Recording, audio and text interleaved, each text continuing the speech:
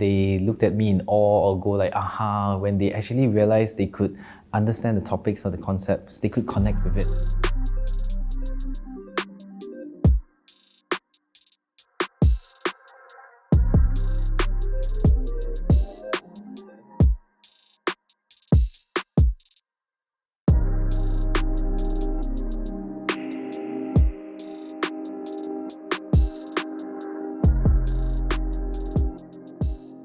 Upon finishing my PhD, I continued to stay on in Cambridge as a research fellow, working in an European consortium project, which was quite interesting. They were focused in nanotechnology, which was an area that I was working on. Upon completion of that project, I came back to Malaysia, continued working in a research institute for the next 4 years in Malaysia. And that's when I decided I still wanted to teach the younger generations, and I joined the teaching field 8 years back.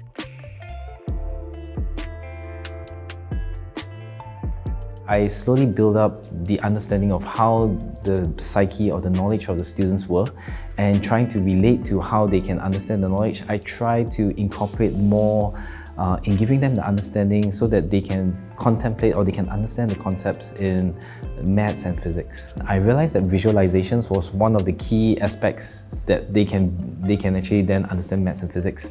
And with the advent of these days, modern day technology where you have lots of visualizations for maths and physics, I utilize those kind of situations or opportunities, right, to teach the students. So I've actually refined my teaching based on those aspects, and students do still find my teaching tough because I try to keep it at a level where it is meant to be, because the difficulty of it is trying to understand concepts. But once they understand the concept through the way of that I teach through visualizations, they actually do get the moment where they can actually connect with it.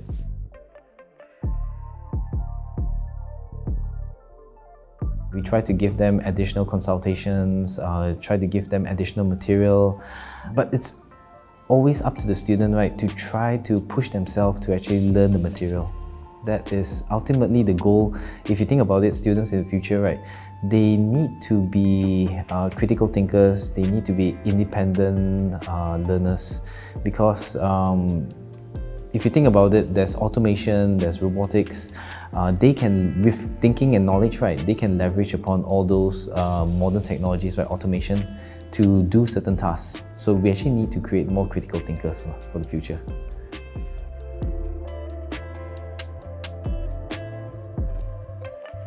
So the spark that I felt, right, was through the moments when my students actually, they looked at me in awe or go like, aha, when they actually realized they could understand the topics or the concepts, they could connect with it.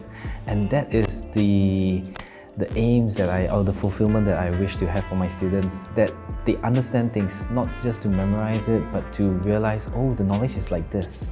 And then they can actually extend themselves to utilize the knowledge to do things which are hopefully to benefit society in future.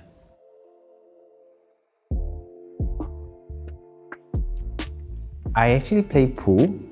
It's very hard to find some friends to play pool with. I've told my students maybe to actually one day we can actually have pool once after exams and all. You may use a bit of the concepts in physics to understand, oh, what's happening, because in some pools there are some cases where the ball actually follows through, or actually you can actually do a backspin and it comes back to you. So all those are actually related in a sense to physics. It does help.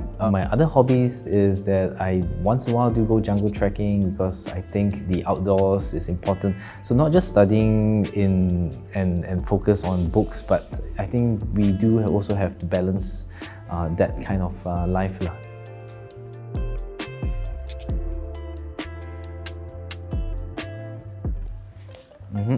Oh. It's me, Randy, your former foundation student, and first of all, I'd like to say thank you for being such a great lecturer. Because of you, you taught me really well and I had a good base in my foundation, so because of that, I could smoothly transition into my degree, which is electrical electronics engineering degree, so thank you for that. Also, another thing that I would like to say thank you for is emphasizing that practical skill sets are important. So because of that, I joined robotics club and I get to be involved on all these sorts of projects like R2D2 project and Sumo robot project, and that really gave a new sense of refreshment in engineering degree itself, not just theories and formulas but actually hands-on projects. So thank you for that. And another thing I'd like to say thank you for is providing insights in things like how the technological advancements has shifted in this world and all of that, as well as the career opportunities. So because of that, I could scout my options in where I should pursue my career after I graduated. So thank you for all that, sir, and cheers. Hi everyone, I'm Jahan, a Taylor's alumni from School of Engineering. I just want to say a big thank you to Dr. Teh for his dedication and commitment to education. I remember him being my lecturer for the VLSI module. At that time, the module was newly introduced to the Electrical and Electronic Engineering program, so it requires a lot of time and effort to prepare the lecture materials. I also remember him preparing a lot of online videos for us to revise at home. I truly appreciate for all your guidance during my time in Taylor's, and they definitely helped me to become a better engineer. Thank you, Dr. Teh. I just want to say thank you for all the experience that you have taught me and all the methods, the way you analyze problems, put it into a perspective where we the younglings should learn from you, and how it will benefit our career in general. Thank you for that. I really appreciate, and because it definitely changed how I do things. I'm more organized in my calculations right now, and when I'm more organized, I'm less chaotic whenever the exams are there. So thank you so much. I can't thank you enough for that. Have a nice day, and keep in touch. Bye. No, I'm glad that actually students realize where I'm coming from, so that they can understand that the way I'm teaching them, right, is to really understand the concepts, really try to get in touch with the process that's happening, and basically that links to critical thinking and being able to independently learn. So that's from what I see, from what they have responded. I'm glad I'm doing my job.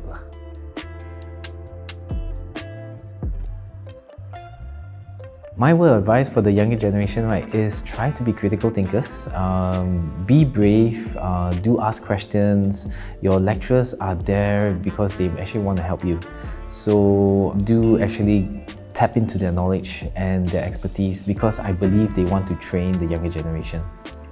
Hi, my name is Dr. Shih. I am the Program Director for the Foundation in Engineering, and my focus teaching area is in physics and mathematics.